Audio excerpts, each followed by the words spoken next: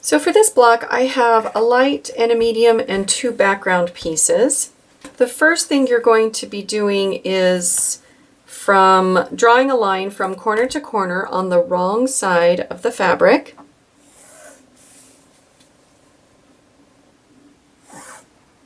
Now we're going to lay right sides together, one of the backgrounds with the medium and one of the backgrounds with the light fabric.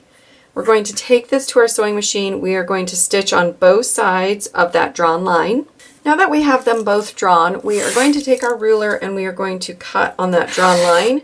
This will give us 2 half square triangles for each of these units. So we're going to go ahead and press them open to the colored fabric. This will help in the next step. All right, now that we have them pressed, we are going to leave them as be. We're not going to trim them quite yet. So we are going to flip this over again.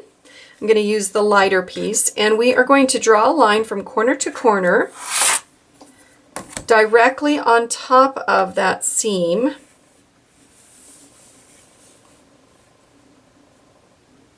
On the wrong side again.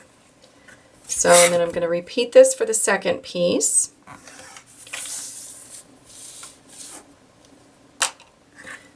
So now we're going to flip this right sides together, and we are going to put the other half square triangle directly on top.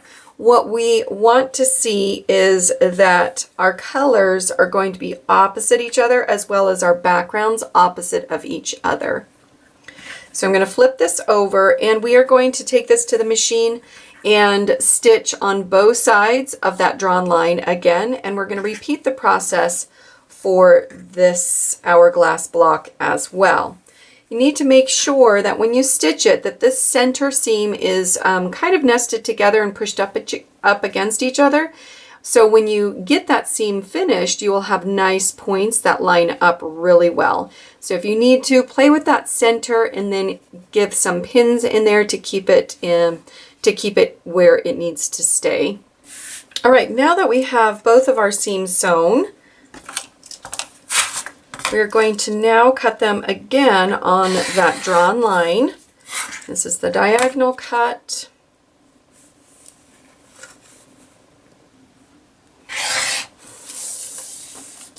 Now you will need to press these open. And you'll notice that the center gives you a very nice point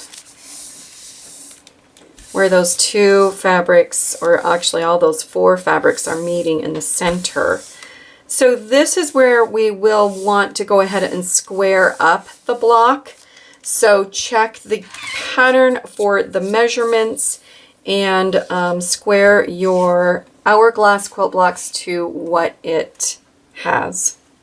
You'll notice that the pattern also mentions one quilt block being squared up at a different size than the others. So please make sure you read the instructions, read that pattern before squaring them all up to the one size.